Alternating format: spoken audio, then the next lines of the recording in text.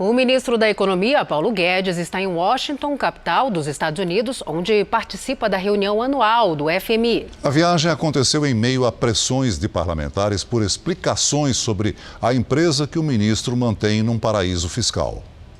Em entrevistas nos Estados Unidos, o ministro Paulo Guedes tentou justificar a alta da inflação no Brasil e voltou a falar da polêmica envolvendo a empresa que mantém nas Ilhas Virgens Britânicas. O ministro investiu 9,5 milhões de dólares no famoso paraíso fiscal e durante o período em que está no governo, teve um lucro de quase 15 milhões de reais, com a desvalorização do real frente ao dólar, em função da política econômica adotada durante sua gestão.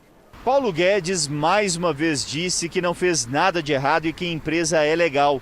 Foi informado ao Comitê de Ética Pública da Presidência da República, declarada à Receita Federal e registrada no Banco Central. O ministro também disse que deixou o comando da empresa antes de assumir o ministério e que o Supremo Tribunal Federal arquivou o caso. Mas, na verdade, a decisão do STF não é sobre o mérito da investigação. O ministro Dias Toffoli entendeu que a notícia-crime deveria ser apresentada à Procuradoria-Geral da República e não ao Supremo. Passados 9 dias desde que a existência da empresa no exterior foi revelada, o ministro da Economia ainda não respondeu perguntas importantes.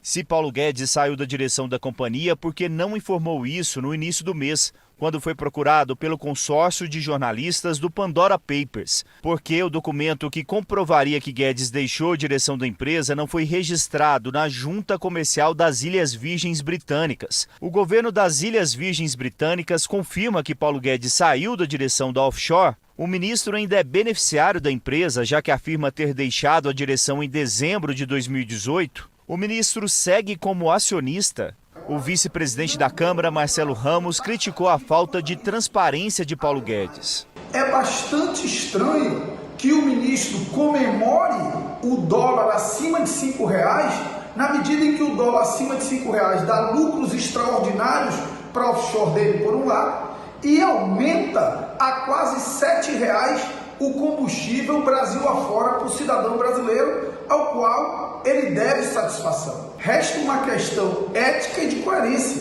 O ministro Paulo Guedes é o ministro que ataca dia e noite os incentivos fiscais concedidos à indústria brasileira, que produzem, que geram emprego, que distribuem renda. Mas ele próprio retira dinheiro do Brasil para o exterior numa movimentação tão legal quanto são legais os incentivos fiscais para não pagar imposto no Brasil. Portanto, ainda que não haja uma infração legal, a infração ética e a falta de coerência do ministro é absolutamente latente. O mistério em torno da empresa milionária do ministro da Economia deve acabar em breve. Paulo Guedes terá que dar explicações no plenário da Câmara e do Senado.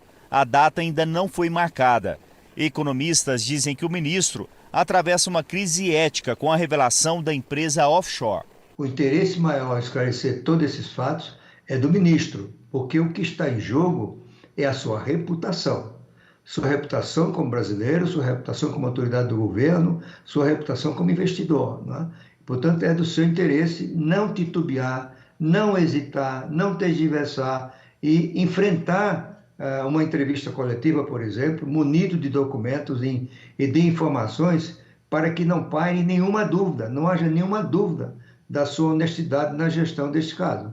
Eu acho que ele está nos estertores do mandato dele como ministro. Ficou demais, na minha opinião, porque todos os assessores importantes da equipe dele já pediram demissão, já pegaram o boné, já foram embora.